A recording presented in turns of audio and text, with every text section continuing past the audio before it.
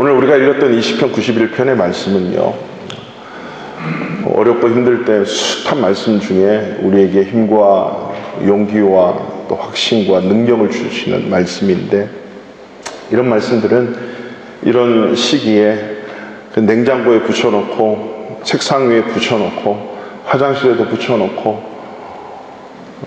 또 어디에 붙일까요? 다 붙이세요.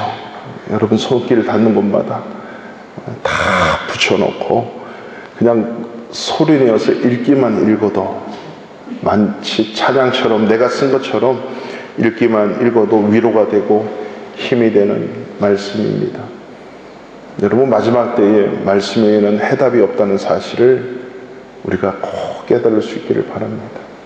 말씀이 생명이기 때문에 내 생명에 힘이 있고 이 생명을 강건하게 지킬 수 있는 길은, 우리 예수 믿는 사람은 말씀에 없다는 사실을 여러분 꼭 믿으시기를 바랍니다. 도저히 못 믿겠다는 거죠? 많은 분들이 안 오신 것은 피치 못할 사정으로 인해서 못 오신 거지, 피치 못할 사정으로 인해서 우리가 예배하지 못하는 상황들이 언제 어떻게 우리에게 또 다른 모습으로 다가올지 몰라요. 근데 내가 절대 피치 못할 사정을 내가 만들면 안 돼요. 이런 피치 못할 사정이 얼마나, 어제 하루 동안에 많은 또 한국에서 연락이 오는데 정말 말에 내뱉을 수 없고 담을 수 없는 수많은 일들이 참 힘들게 해요. 뭐 마찬가지죠. 저도 전화 한 통을 받았어요. 네, 알겠습니다. 그 내용들을 모르지만 인도에 있을 때 어떤 집사님이 비행기를 타기를 너무 힘들어해요. 비행기를 타면 뭐 너무 압박감이 일어나가지고 떨어지면 어떡하나, 우리 자녀들 어떡하나, 늘 비행기만 타면 근심, 걱정, 염려, 심한 때는 공포. 수면제를 몇 개를 먹어도 잠이 안 온대요. 그건 너무 힘들지 않아요?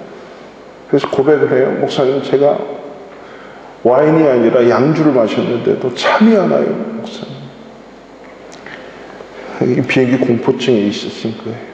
그래서 이 자매님이, 지금은 이 두 자녀의 엄마지만, 그 자매님이 인도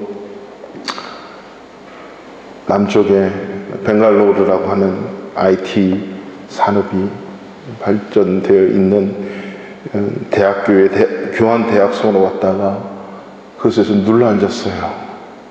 취직하고 거기서 아름다운 신사, 멋있는 신사 청년을 만나가지고 결혼하고 벵갈로르 산 두 자녀를 낳고, 그리고 지금은 모 대기업의 사모님으로 지금은 계시는데요.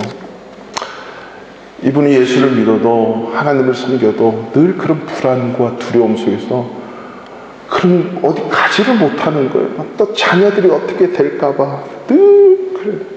그래서 저희 아내와 1:1 제자 양육 성경 공부를 시작했습니다. 그 말씀 보다가 이 91편 말씀을 소개를 받고 이 말씀을 다 붙여놓고 아침마다 신랑 퇴근하면 외우고 낭독하고 기도 제목으로 이것이 마치 나의 고백인 것처럼, 아니 이것을 하나님의 생명의 말씀처럼 외우고 곳곳마다 붙여놓고, 제가 말씀드린 대로 묵상하고 읊조리고 계속 반복해서 다 외웠어요. 이 집사님 어떤 분이냐면요, 봉사를 많이 하신 분이라 찬양 리더를 한다 그래서 찬양 리더를 세웠어요. 근데 2번 하시더니 심각한 자괴감이 빠지는 거예요. 성도님들이 은혜를 못 받는 것처럼 느껴지는 거예요. 그래서 자기가 이렇게 부족한 사람이구나 해서 교회를 안 나와버려, 내려놓고 그랬던 분이에요. 근데 그분이 이 말씀을 통해서 하나하나 힘을 얻기 시작하는 거예요. 변화되기 시작하는 거예요. 그때는 비행기를 타지 말라 그래도 비행기를 막 타요. 근심 걱정 염려가 없어요. 얼마나 찬양인들을 잘하고 얼마나 한 영혼 세워가는지, 그 고소공포증이 있고 폐쇄공포증이 있는 그 집사님을 한순간에 물리치고 하나님의 굳건한 믿음 위에 세워지는 믿음을 가질 수 있게 한 것은 이 시편 91편의 말씀이에요. 그 집사님이 이번 한 주간 묵상이 되더라고요. 그래서 이 말씀을 오늘 본문의 말씀을 잡으면서 영적 면역력을 주시는 하나님, 영적 면역력을 높이시는 하나님. 여러분, 면역이라고 하는 이 단어가 18세기에 의학자들 그리고 과학자들이 많은 사람이 이 병으로 막 죽어가니까 그 전염병을 연구를 하다가 가만히 보니까 이 전염병에 걸렸다가 죽는 사람도 있지만 치유된 사람들을 보니까요, 이후에 똑같은 질병이 왔는데도 감염되지 않고 건강하게 살더라고 하는 거죠. 그래서 이런 균들을 채취를 해서 백신이라는 걸 만들어서 넣으니까 걸려도 살아나고, 그래서 이게 한번 걸린 사람은 다시는 똑같은 그 질병에, 전염병에 걸리지 않다, 이것을 발견을 해냈어요. 그런 의미에서 이 라틴어로 immunity, 이 영어로 면역이라고 하는 단어가 생겨난 것이랍니다. 그 전염병에 대해서 방어력이 있는 사람을 immunus, 그래서 적응력, 자연 치유력이라고 하는 말이 있어요. 그래서 이번 이 코로나19 이 바이러스에 관련 이 전염병, 이것도 바이러스에 관한 건데, 이 사람의 면역력에 따라서 어떤 사람은 강하게 와도 쉽게 이기는가 하면, 어떤 사람은 스치기만 스쳐도 감염에 대해서 중병으로 고통당하거나 또 사망에 이르게 된다고 하죠. 그것은 면역력에 따라서 이게 달라진다고 하는 것입니다. 그러니까 우리가 이 면역력을 키우고 체력을 만들고 이 강하게 만드는 게 얼마나 중요한지 모릅니다. 제가 인도에 있을 때 혼자 출장을 거의 1년 6개월, 한 2년 가까이 혼자 출장 오신 집사님이 계셨어요. 근데 이 집사님이, 제가 뭐 기업의 이름은 밝히지 않겠습니다. 뉴델리에서 밑으로 거의 한 100km 가까이 가면 무슨 이렇게 공설 현장에 있어요. 모 기업에. 근데 거기는 이렇게 참 열악하잖아요, 인도의 시골이. 그래서 한 아파트, 시골인데 아파트를 하나 다 얻어놓고 거기에 5분의 직원이 이렇게 상주를 하면서 근무를 해요. 마치 기숙사처럼. 이제 그 인도에는 아침, 점심, 저녁 밥을 해주고 빨래를 해주고 청소를 해주는 아주머니들이 계시잖아요. 그 2-3명이 거기에 또 함께 상주를 하고, 그래서 거기서 이제 이렇게 먹을 것이나 이렇게 생활할 것이 부족하기 때문에 이분들이 다 책임을 져서. 근데 어느 날 갑자기 전화가 온 거예요. 목사님, 저 지금 밤인데 빨리 한국에 들어오라는 명령을 받고 갑니다. 왜 그러냐면 자기 동료 한 사람이 한국에 가서 너무 열이 나서 이거 어떡하지? 라고 하면서 마침 추석 때라 병원하기도 그렇고 추우니까 그랬나 보다 하고, 이제 추석 때 추석 명절을 다 보내고 그랬는데도 병이 이게 막 열이 떨어지지도 않고 너무 그 감기 몸살이 힘들다라는 거죠. 그래서 병원을 갔다는 겁니다. 서울중앙병원을 갔더니 당신 어디서 무엇을 했냐고. 왜냐 그랬더니 A형 간염에 걸려서 지금 간 이식 수술을 해야 된다는 거예요. 그러면서 중국에 연락을 해가지고 지금 당장 이식 수술을 지금 며칠 내로 받지 않으면 당신이 사망한다고. 그래서 이게 보고가 돼가지고 회사에서 거기에 근무하는 그 4명도 빨리 오라고. 그래서 지금 비행표도 없는데 구해가지고 어떤 수를 써서라도 지금 오라는 명령을 받고 우리 나머지 4명이, 총 5명 중에 4명이 지금 뜹니다. 목사님 언제 올지 모르겠습니다. A형 간염 때문에 그 직원들도 다 불러오라는 거예요. 그래서 가서 검사를 다 했대요.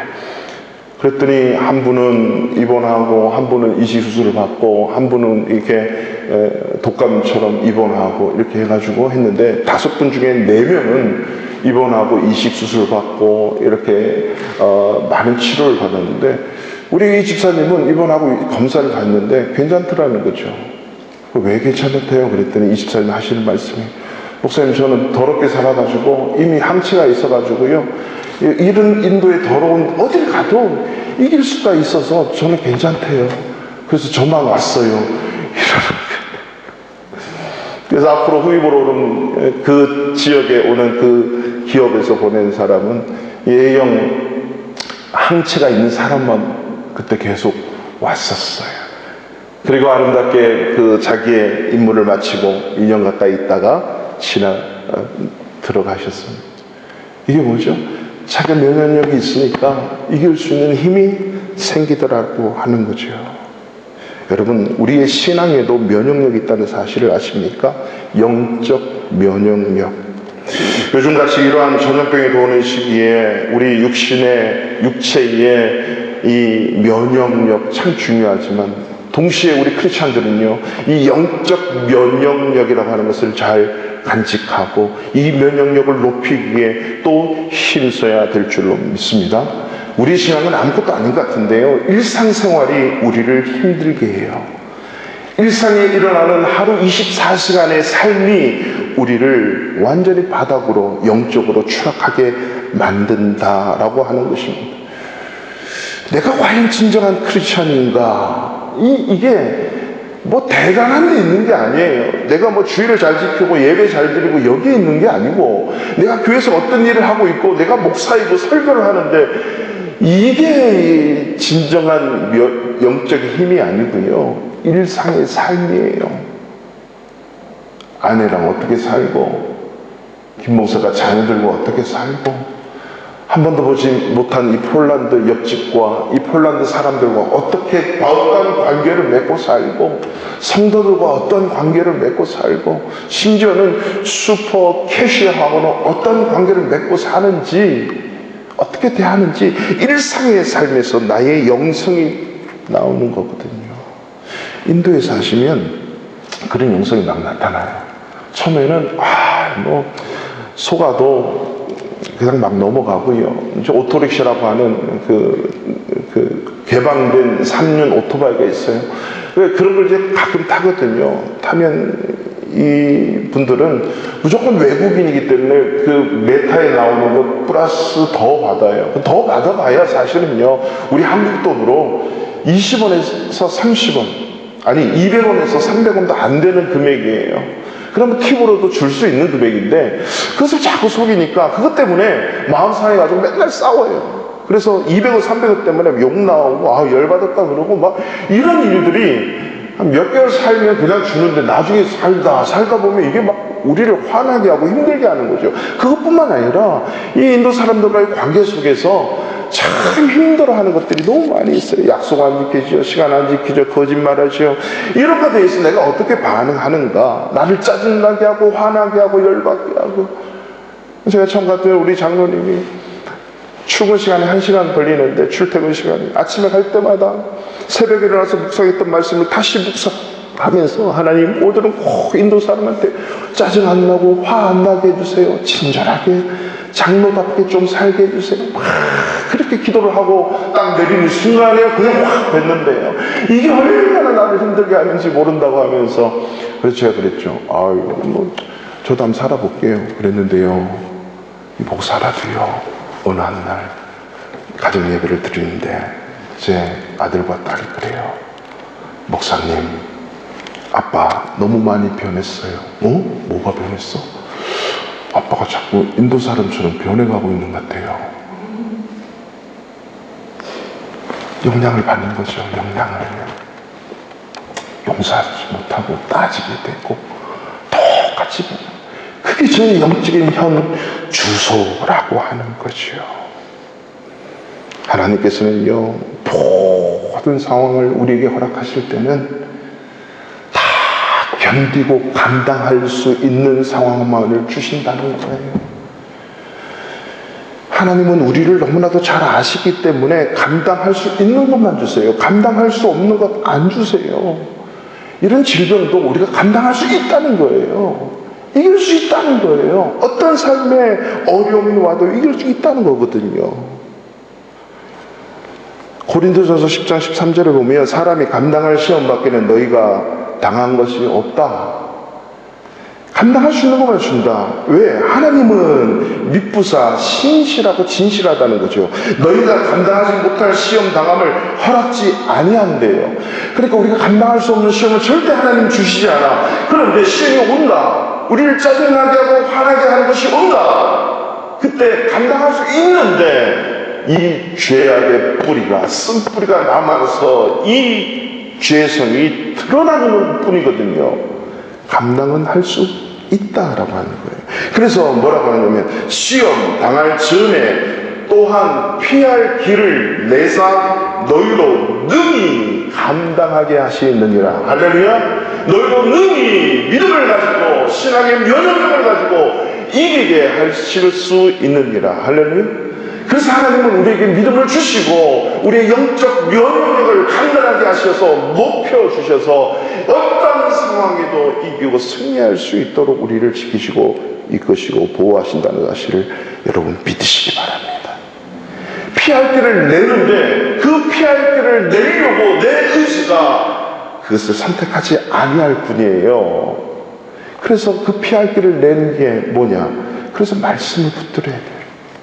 이 말씀을 끊임없이 말씀하는데 이 말씀에 대한 반응, 그래서 우리가 지난 시간까지도 믿음이라고 그랬잖아요. 그러니까 신학의 면역력이라고 하는 것은 믿음 이런 단어로 사용해도 아무런 문제가 없어요.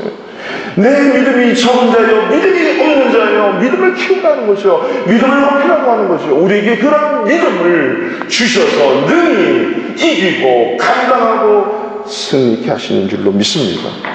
문제가 뭐예요? 그 하나님의 말씀이 있는데 더 이상 그 말씀 앞에 내가 작동하지 않는 거예요. 내가 반응하지 않는 것이 문제예요. 이것을 우리는 신앙의 면역력이 없다. 신앙의 면역력이 약해 있다. 육체에 우리 몸에 면역력이 있는 사람은 뭘 먹어도 무슨 일을 당해도 이기잖아요. 저는 하나님께 너무 감사해요. 그래서 못 먹는 거 정말 없어요. 다 먹을 수 있어요. 다 먹을 수 있어요. 못 먹는 거 몇 개 있구나. 안 줘서 못 먹고, 없어서 못 먹고. 여기 못 먹는 거예요. 그 외에는 다 먹어요. 뭐가 없어요. 이건 이렇고, 이건 이렇고. 제 아내가 요즘에 이게 뭐가 먹으면 알레르기 생긴대요. 그래서 먹지 마. 그랬더니, 아니야. 이거 먹고 이겨야 됩니다. 이겨야 돼. 끝까지 한 개 먹고 두 개 먹고 계속 이기는. 놀랍게도 먹어도 안 생겨요. 여러분, 면역력은 붙여서 달려가야 돼요. 그래서 우리에게 말씀이라고 하는 것을 주셔서요, 어떤 상황이든 말씀으로 부딪혀서 이기도록 하나님은 우리의 면역력을 높이시는 하나님, 우리의 믿음을 키우시는 하나님임을 여러분 잊지 마십시오. 하나님은 저와 여러분을 구원해놓고 힘들게 만들지 않아요. 아파하도록 만들지 않으셨어요. 시험에 들어버리도록 하지 않으셨어요. 신앙의 면역력을 주셔서 믿음으로 승리하고 이겨내도록 우리를 지키시고 보호하시는 거예요. 우리를 구원하신 하나님은 이 세상을 살아갈 때 넘어지고 무너지는 신앙이 아니라 어떠한 상황과 환경에도 꿋꿋하게 견디고 승리하게 하시는 그 하나님이심을 꼭 믿으시기 바랍니다. 신천지의 실체가 하나 드러나는데 공통된점이 하나 있어요. 거기에 있는 사람은 다 예수 믿었던 기존 기성의 신자들이었다는 거예요. 교주 이만희 집사님부터 아주 헌신되고 훌륭한 집사님이셨어요. 그가 말씀을 떠나니까, 아니 그 말씀을 자기 마음대로 해석하니까 자기가 부세주고 하나님이 되어버리는 거예요. 말씀이 있어도 그 말씀이 하나님이 인정하시는 말씀이냐, 하나님이 인정하시는 믿음이냐. 그러니까 기존교회 성도들도요, 이 말씀을 위에 올바로 서지 못하면 그런 모습으로 넘어가는 거예요. 새 하늘과 새 땅, 신천지, 그런 세상으로 들어가게 될 수밖에 없다는 거죠.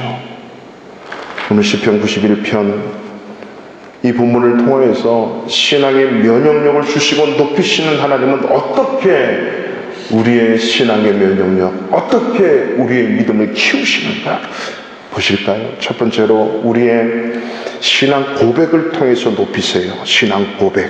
자, 우리 1절 말씀 다 같이 읽습니다. 시작. 지존자의 아멘. 1절 말씀에 보면 지존자의 은밀한 곳, 전능자의 그늘, 즉 하나님을 어떻게 표현하냐면 지존자의 그리고 전능자의 이 표현을 썼다는 거죠. 여러분, 하나님을 지존자라고 표현한 것은 the most high, 끝점, 가장 위에 하나밖에 없다는 거죠. 하나밖에 없다. 이 지존자, 그 무엇과도 비교될 수 있는 것이 이 세상에 아무것도 없어요. 그렇기 때문에 얼마나 숭고하고 탁월하신 하나님인지, 이게 지존자의 은밀한 곳에 거주합니다. 제가 그렇게 고백을 하는 거예요, 이 시편 기자가. 그 다음에 전능자의 그늘 아래 내가 살고 있습니다. 여러분, 지존자의 은밀한 곳에 지금 계시는 게 느껴지세요? 전능자의 그늘 아래 지금 살고 계심이 느껴져요? 그것을 고백을 하는 거죠. 어떻게 보면 이것은 아주 초월적인 하나님이에요. 절대자고, 그리고 전능하시다는 것은 제한 없이 무제한적으로 모든 능력이 있는 것. 그러니까 근심 걱정이 전혀 없는 상태예요. 전능자의 그늘이라고 하는 것은 천하태평하다는 말, 이게 전능자의 그늘 아래 있으면 이런 고백이 나온다는 겁니다. 여기서 크고 은밀한 곳이라고 하는 것은 구약에는 지성소를 많이 가리킵니다. 비밀한 곳이라고 얘기하는데, 이 말은 그 어떤 역량에도 흔들리지 않는 하나님의 인재와 하나님의 보호하심이 있는 그 장소가 은밀한 곳. 그러니까 지존자의 그 은밀한 곳, 그 하나님의 인재와 보호하심이 있어서 그 전능하신 손길로 돌보고 있기 때문에 나는 어떤 무엇에도 흔들리지 않습니다 라고 하는 이 시편의 초월적인 고백, 이것을 명제적 선언의 고백이다, 이렇게 얘기합니다.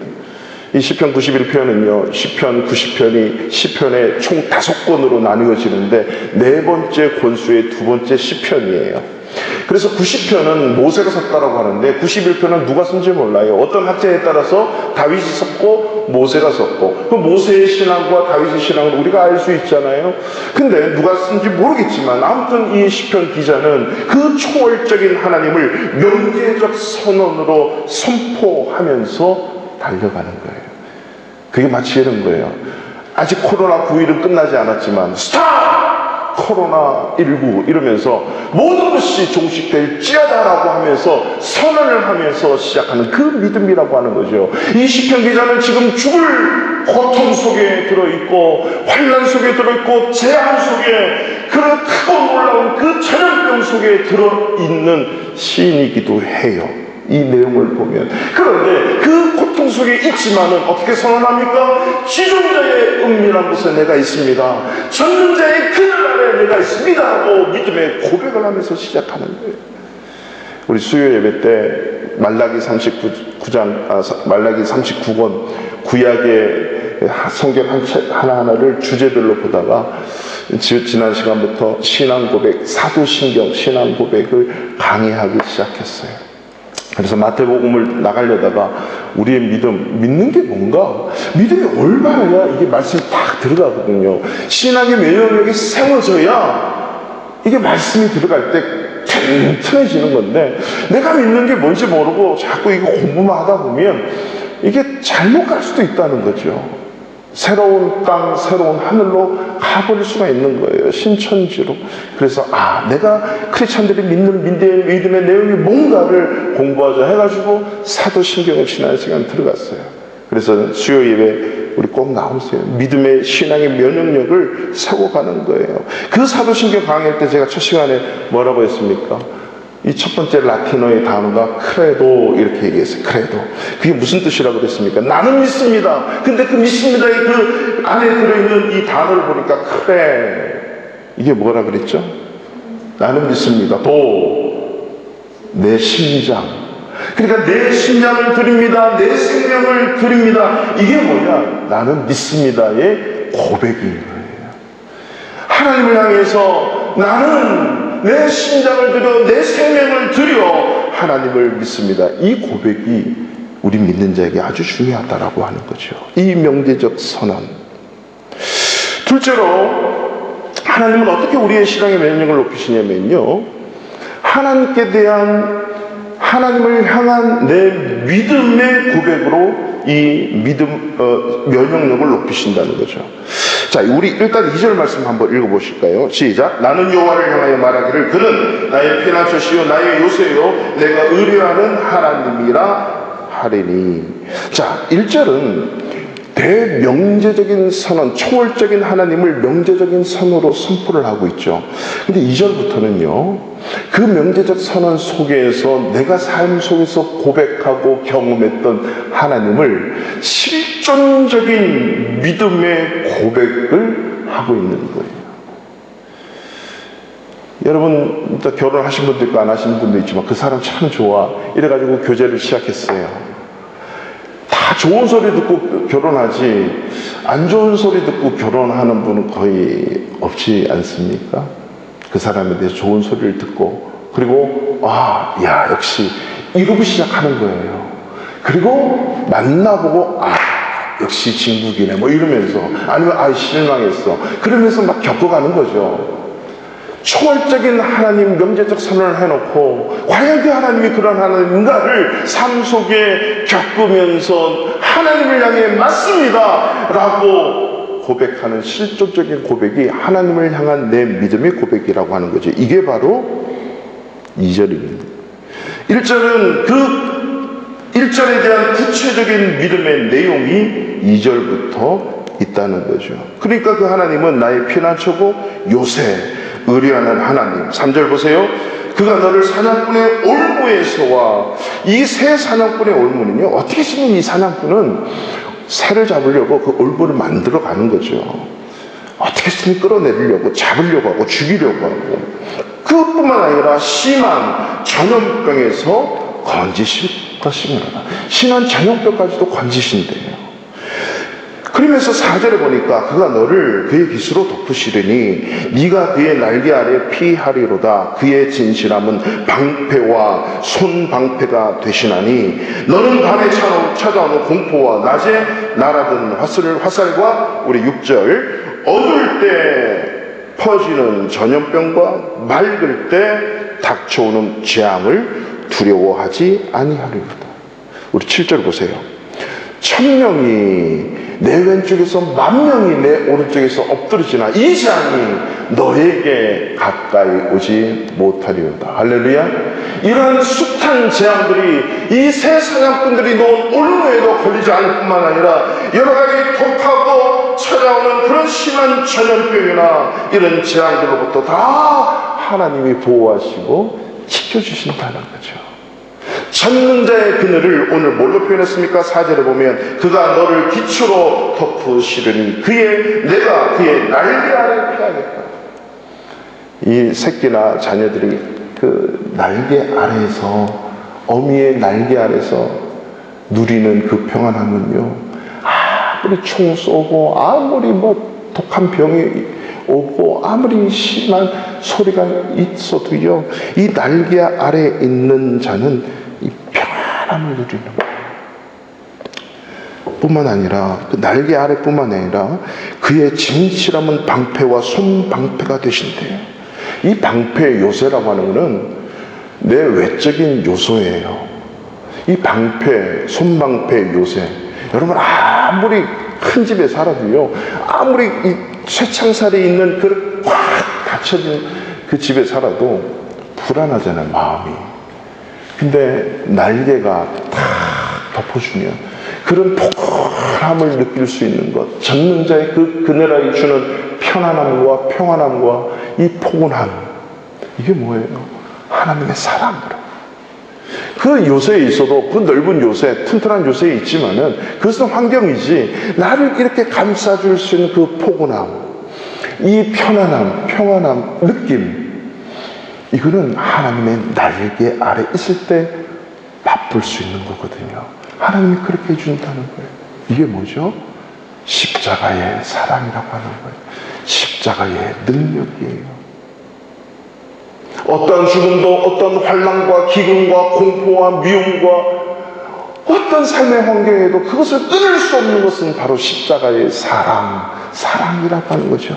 그 사랑이 사랑할 뿐만이 아니라 그 능력으로 여러 가지 우리를 공격하는 외적인 조건에 대해서도 다 막아주시고 다 보호해 주신다는 거죠.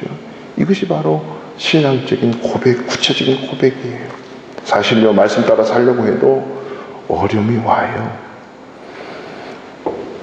여러분, 이러한 전염병 속에 목사라고 안 걸리고, 믿음이 좋다고 안 걸리고, 교회 안 다니면 걸리고, 다니면 걸리고, 이게 아니잖아요.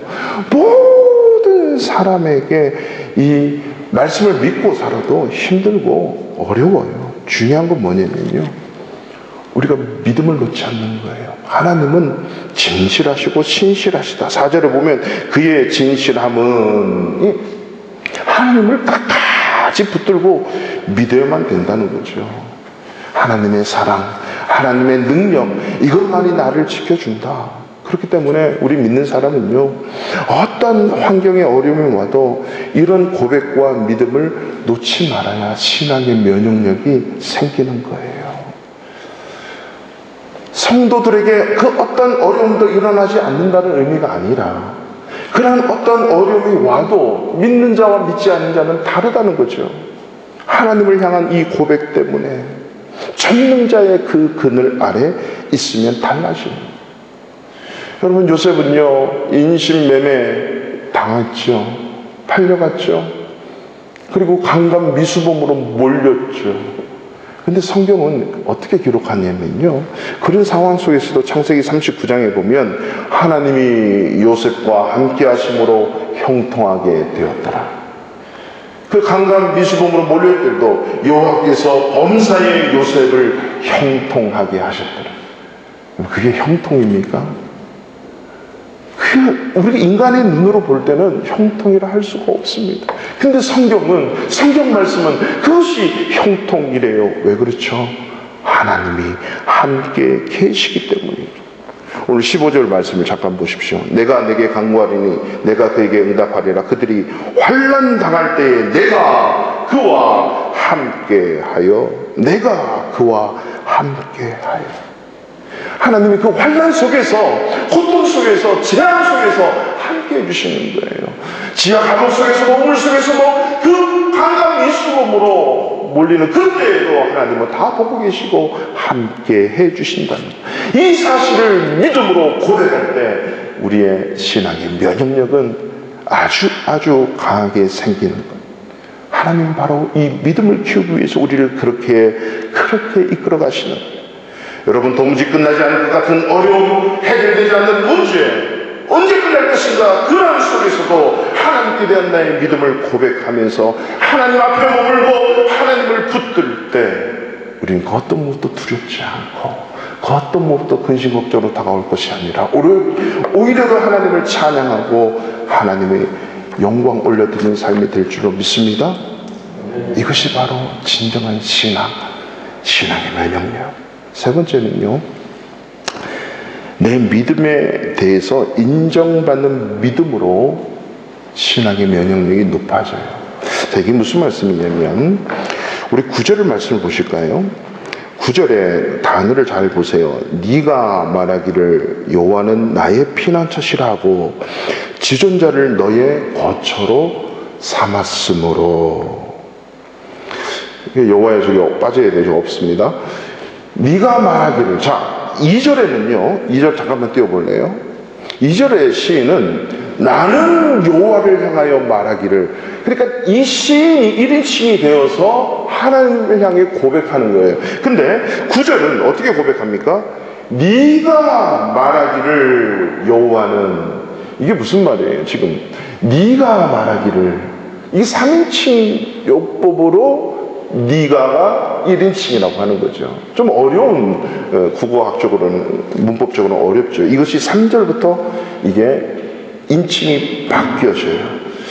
이 히브리어에는, 헬라어에는 이런 문법들이 너무나도 많이 나와요. 그래서 이 성경을 잘 보면, 왜냐하면 이것이 능동이 아니라 우리 크리스찬들의 삶, 우리 성도들의 삶은 하나님으로부터 있는 뭔가가 있는 수동적인 삶이거든요. 내가 내 스스로가 아니라 주인이 분명히 있다라고 하는 거예요. 그래서 히브리 헬라의 원어에는 이 피동의 이 수동형이 너무 많아요. 영어도 보면 수동형이 더 의미가 깊고 수동형이 더 많은 강한 이미지를 주거든요. 한국말은 능동이 너무 많고, 물론 수동도 있는데, 이런 것들은 뭐 국어학적이고 문법적인 거기 때문에. 그래서 3절을 보실까요? 이는 그가, 2절까지는 1인칭이 나라고 표현되면서 3절에는 이는 그가 너를, 이렇게 나오는 거죠. 이 너를은 읽는 독자일 수도 있겠으나 바로 이 시인을 얘기합니다. 1인칭인 시인, 이 시편 91편을 쓴 자입니다. 하나님이 너를, 그러니까 제3자적인 입장에서 하나님이 말이야, 그가 당신을, 이러면서 3인칭도 내가 되고 2인칭도 시인이 되는 거예요. 이런 강조의 용법을 쓰는 거죠. 그리고 4절에 그가 너를 그에게 쓰고 도시리, 이러면서 계속 이제는 이 인칭이 바뀌면서 9절에 보면 네가 말하기를, 누군 3인칭이 이 시인한테 얘기하거나 우리한테 얘기하는 거죠. 네가 말하기를 여호와는 나의 피난처시라 하고 지존자를 너의 거처로 삼았으므로 화가 내게 미치지 못하며. 그러니까 지금 이 말하고 있는 9절부터 말하고 있는 이 자가 네가라고 하는 2인칭을 지시한 이 시인에게 보면서 믿음의 고백으로 믿음으로 사는 삶을 보면서 그렇게 고백하는 거예요. 10절에 화가 너에게 미치지 못하며 재앙이 너의 장막에 가까이 오지 못하리라. 11절 보세요. 그가 너를 위하여 그의 천사들을 명령하사 내 모든 길에서 너를 지키게 하셨구나. 와, 너를 보니까 하나님의 천사가 있어서 그 천사가 너를 보호하는 것 같구나 라고 할 정도로 모든 사람들이 이 시인을 보면서 고백하는 거예요. 모든 재앙이 너를 덮치지 못하구나. 심지어 12절 보세요. 그들의 손으로 너를 붙들어, 천사가 너를 붙들어 발이 돌에 부딪히지 아니하게 하리라. 그리고 더 나아가서 13절을 보세요. 네가 사자와 독사를 밟으며, 네가는 누구죠? 시인이에요. 믿음의 고백을 하는 이 시인. 네가 사자와 독사를 밟고 젊은 사자와 뱀을 발로 누르시도다. 이 뱀과 사자, 독사, 우리를 어떻게든 죽이려고 하고 재앙을 덮치려고 하고 우리를 끌어내리려고 하는 존재들 아닙니까? 그들을 보호해줄 뿐만 아니라 어떻게 내가 이제는 밟아버린다는 거죠. 여러분, 시편 91편 같은 말씀은요, 그냥 이게 읽고 또 묵상하고 읊조리기만 해도, 붙여놓고 가슴에 갖고 있으기만 해도 이 말씀이 우리에게 임할 줄 믿습니다. 그대로 이루어지는 거예요. 읽기만 읽어도. 바로 이러한 하나님의 보호하심들은요, 천사들로 보호하실 뿐만 아니라 이제는 내가 그 힘을 얻어가지고 얼마나 이 면역력이 강하면 그 안에 뛰어들어가서 발로 밟아도 이긴다. 아무런 문제 없다는 거예요. 간호사 한 명이 연락이 왔어요. 제가 가르치던 청년이었는데 지금은 2 자녀의 엄마인데 국가다정한 병원에 들어갈 수밖에 없는 거예요. 교대로 근무를 하지만 우주복 같은 그 방역복을 입고 확진자들을 돌보는 거예요. 누가 들어가겠습니까? 가족의 동의를 받아야 되고. 근데 참 믿음이 좋은 자매예요. 저런 자매가 목사가 되어야 되고 저런 간호사가 이 선교사가 되어야 되고 제가 부끄러워요. 목사님, 제 남편이 승인해줬고 제 아들, 딸 승인해줬어요. 사인해줬어요. 기쁨으로 들어가더라고요. 가서 그 불신자들 옆에서 주사주고 체크하고. 여러분, 우리가 그런 자가 되어야 되지 않겠어요? 그 사자, 독사, 그 뱀을 밟아 누를 수 있는 이 강한 면역력, 이 믿음의 면역력은 어디서 나오는 거예요? 여러분, 사실 그들은 두렵지 않은 건 아니잖아요. 의사도 넘어지고 다 걸려서 죽을 수도 있고 그런 부담감, 염려, 근심 왜 없겠어요? 근데 그가 뭐 면역력을 체크하고 들어갔겠습니까? 그 사람들 살려야 된다는, 생명을 살려야 된다는 그 믿음 하에 하나님 주신 마음 가지고 그 남편과 자녀들이 토요일날 교회 가서 철회하면서 잔대요. 그래서 제가 부끄러웠어요. 자기 엄마는, 자기 아내는 그 병실에 그들과 싸우게 두고 그 아빠와 두 자녀는 토요일마다 교회 와서, 아니 금요일마다 철학기도 끝나고 교회에서 잠을 자고, 그러면서 교회가 이제는 인터넷 예배 드려야 된다 그래서 교회에서 거주 못하고 자가 격리가 아니라 자가 예배, 자가 철학기도.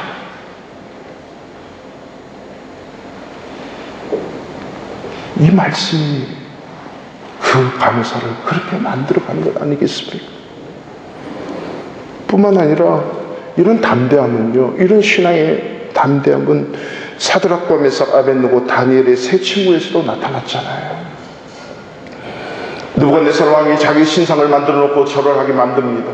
물론 사드락 메삭 아벳느고를 처형하기 위한 작전과 음모가 있었겠지요. 그리고 절을 하라 그랬는데 절을 하지 않습니다. 나는 살아계신 하나님, 내가 섬기는 하나님 외에는 겉들은 신상에 절하지도 않고 왕도 섬기지 않겠습니다. 왕이 열받았어요. 네가 너를 그렇게 이뻐했는데 네가 절하지 않아? 그랬더니 느부갓네살 왕이 하는 질문에, 왕이시여 죄송합니다. 죽어도 왕이시여, 다니엘서 3장 16절에 보니까 왕이시여, 느부갓네살이여, 우리가 이 일에 대하여 왕에게 대답할 필요가 없습니다. 이 말은 뭐죠? 더 이상 설명할 수가 없습니다. 왕이시여. 그러면서 17절에 보니까 왕이 우리가 섬기는 하나님이 계시다면 우리를 맹렬히 타는 풀무불 가운데 능히 건져내시겠고 왕의 손에서도 건져내시겠습니다. 풀무불 들어가려고 하면 하나님이 풀무불을 완전히 꺼주시든지 아니면 풀무불에서 지켜주든지 하겠고, 당신 왕의 손에서도 하나님이 반드시 건져내시겠습니다 라고 하는 이 믿음의 고백, 이게 신학의 면역력을 높이는 거예요. 이 믿음의 고백. 근데 그 다음 절 18절이 참 더 나아가는 거예요. 풀무불에 들어가서 죽을지라도 왕의 손에서 건져내지 않더라도 하나님이, 그래서 8절에 그렇게 얘기하는, 18절에 그렇게 아니하실지라도, 그리 아니하실지라도 왕이여, 우리가 왕의 신들을 섬기지도 아니하고 왕이 세우신 금신상에 절하지도 아니할 줄로 아십시오. 선포를 하는 거예요. 나는 절하지 않겠습니다. 나는, 그리고 당신 신상에 절도 않고 당신이 섬기는 그 신에게도 나는 섬길 수 없습니다.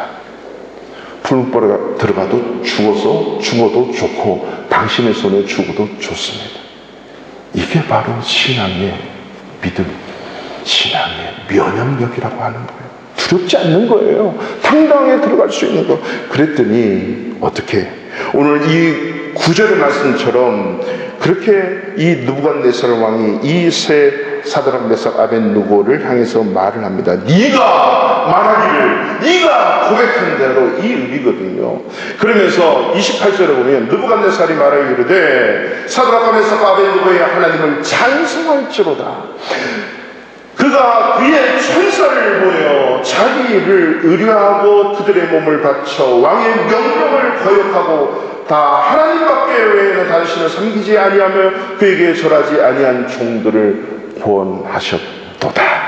하나님을 찬송하고 그들의 믿음의 고백에 동의하는 거죠. 천사를 보내사 보호하셨다. 오늘 11절의 말씀이 그의 천사들을 명령하사 내 모든 길에서 너를 지키게 하셨다. 바로 천사들을 보내서 지키게 하셨다는 것을 시편 91편 9절에서 말했던 것처럼 느부갓네살 왕이 보고 그들의 믿음을 고백을 하는 거예요. 정말 3명이 푸른 불 속에 들어갔는데 몇 명으로 보였죠? 4명. 그 4명 중에 한 명이 인자, 예수님 하나님의 천사잖아요. 저와 여러분이 어떤 재앙을 당해도 어떤 고통 가운데 있어도요, 바로 천사를 보내서 지켜주시는 이 하나님을 믿음으로 고백할 수 있기를 축원합니다. 바로 하나님께서는 이런 믿음 생활 신앙을 보고 구원받은 자들이 이 험난한 현실 속에서, 세상 속에서 믿음으로 살아낼 수 있도록 우리에게 이런 믿음을 주시는 거예요. 그래서 세상 속에서, 이러한 세상 속에서 왕이 하나님을 찬양했듯이 저와 여러분의 그 믿음의 고백과 믿음의 삶을 보고 여러분 주위에 있는 사람들이 저 사람이 믿는 하나님을 내가 찬양한다, 저 사람이 믿는 하나님이라면 역시 진정한 신앙이야. 하나님은 바로 이렇게 저와 여러분의 신앙의 면역력을 키우신다는 겁니다. 마지막 4번째로, 이렇게 믿음에 고백하면서 하나님 앞에 고백하며 나갈 때에요, 하나님이 약속을 해주세요. 항상 말씀을 지키고 말씀에 대한 고백이 있으면요, 항상 약속이 있어요. 그 약속까지 받아 먹어야 돼요. 우리 예수 믿는 사람들은 그냥 믿고 믿음 떼기 아니라 그 믿음의 삶을 살아낼 때 하나님이 반드시 그 축복의 약속이 있어요. 그 약속까지 받아 먹어야 돼요. 늘 모리아산만 올라가서 죽일까 말까 하고 내려오면 믿음의 조상 아브라함이 못 돼요. 믿고 가잖아요. 모리아산 끝까지 올라가서 칼을 빼서 치기 직전에 어때요? 그때까지 가야 돼요. 우리의 믿음은, 하나님은 우리의 믿음을 계속적으로 이렇게 테스트하세요. 근데 하나님이 아브라함에게 어떤 믿음을 주셨어요? 이삭에게 묻잖아요. 이삭이 물어요. 아빠, 나무는 다 있는데 재물이 없습니다. 양은 어디서 구합니까? 아브라함이 뭐라고 고백합니까? 거짓말도 안 하고 뻥도 안 치고 믿음의 고백을 하죠.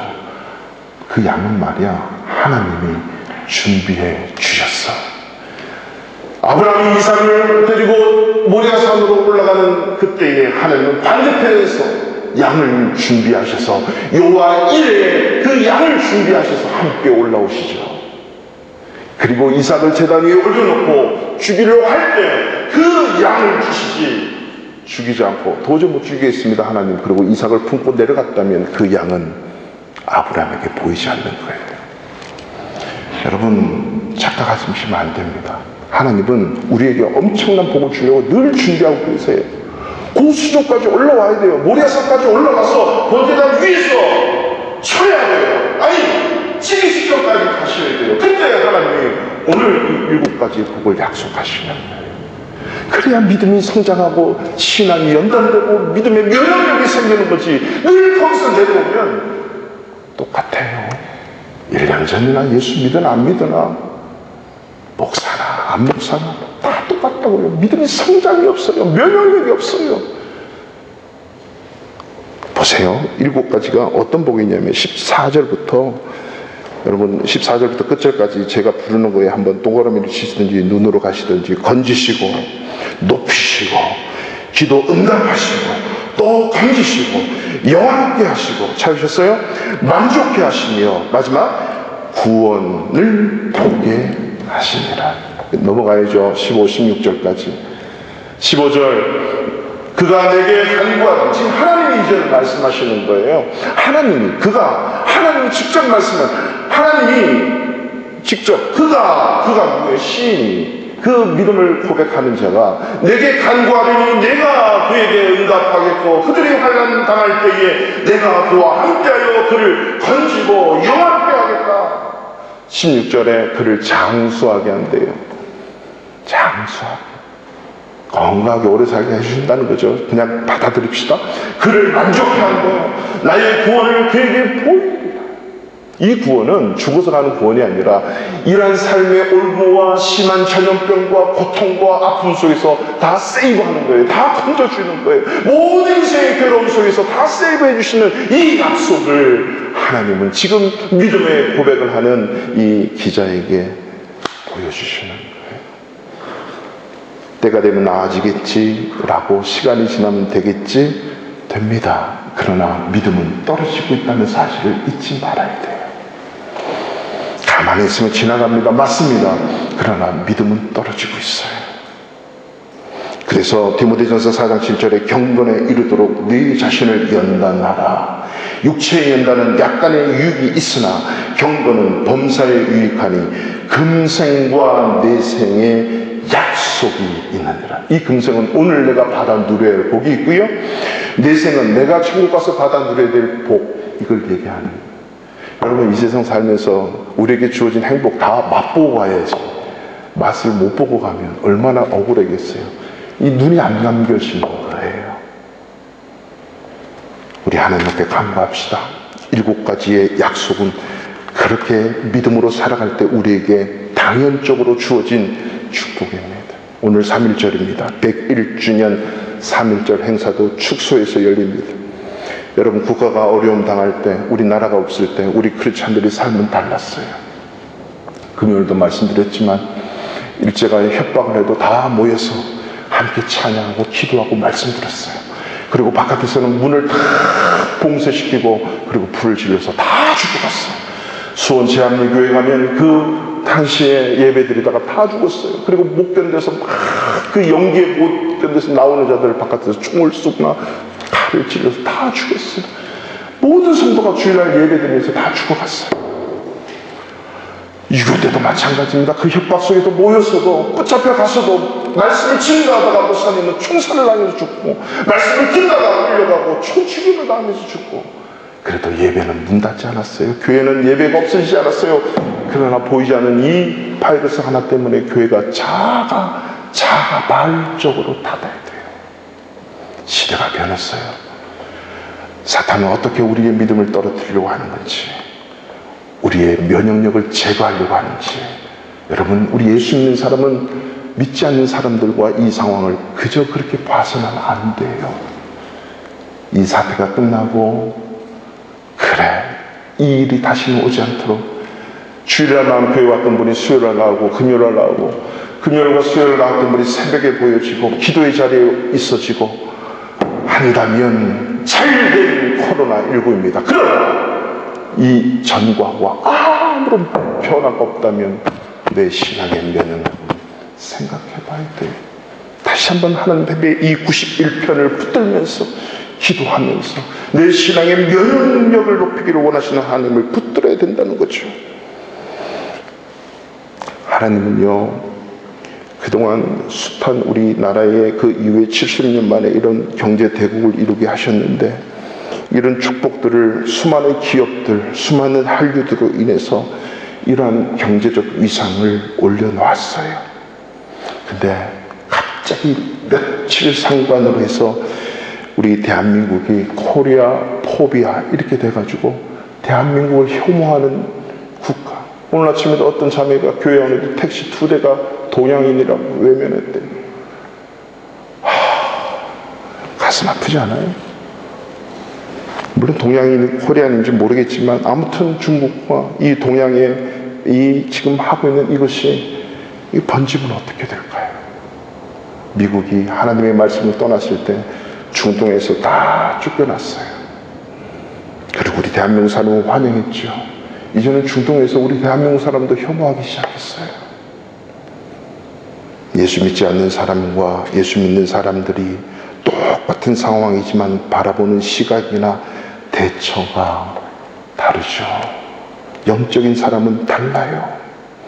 이미 전염병은요, 모세 시대부터 있어 왔어요. 수많은 전염병들이 성경에는 어마어마하게 기록되어 있고, 말씀을 떠나버리고 하나님 앞에 예배상이 무너진 자들에게 하나님은 엄청난 전염병을 돌게 했습니다.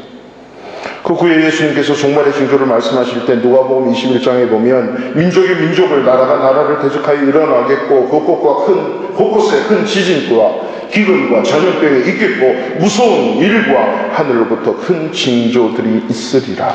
종말의 징조에 앞으로 더 어떤 크고 강한 전염병이 올 수도 있단 말입니다.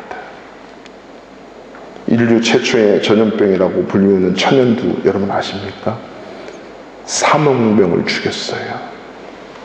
이게 홍역이라 그러죠. 우리나라에도 지석영 씨 조선 후기 때 이 지석영 씨의 큰 역할로 이 홍역을 막잖아요. 이 천연두가 3억 명을 죽였는데 고대 이집트의 유적에서 발견된 미이라를 보니까 이 미이라에 천연두균이 발견되었다는 거예요. 여러분 언제 생겼을까요? 학자들이 연구하기 시작했어요. 모세가 이스라엘 백성들을 출애굽시킬 때 하나님이 10가지 재앙을 내는데 피, 개구리, 그 다음에 뭐죠? 5번째 그게 뭡니까? 돌림병이라고 하는 거예요. 이 돌림병이 오면서 이 가축들에게만 돌림병 5번째 재앙을 내리죠. 가축들이 다 죽었습니다. 전염병이에요. 근데 6번째 뭐가 일어났냐면요, 재가 일어나서 사람에게 악성 종기가 일어나요. 이것이 천연두의 시작이었어요. 전염병, 성경에 기록된 최초의 전염병인데 이 미이라 속에 이것이 있다라고 하는 이 학자들의 의견도 있답니다. 그리고 그 이후에 나타난, 그러니까 이 바이러스가 사람에게서 생기는 게 아니라 동물에서 생기잖아요. HIV, 에이즈의 바이러스는 이 균은 어디서 납니까? 원숭이. 이 박쥐에서 또 이 코로나 바이러스가 생겼다면서요. 이 가축들로 인해서 악성 종기가 우리 몸에 생겼다는 거죠. 1918년에 끔찍했던 스페인 독감이 5천만 명을 죽였습니다. 그리고 1차 세계대전을 종식시켰습니다.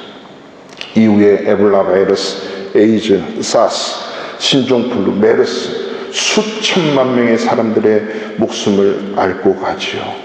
그냥 조심해서 대처해서 빨리 사그라들게 해야지 라고만 머물러서는 안 됩니다.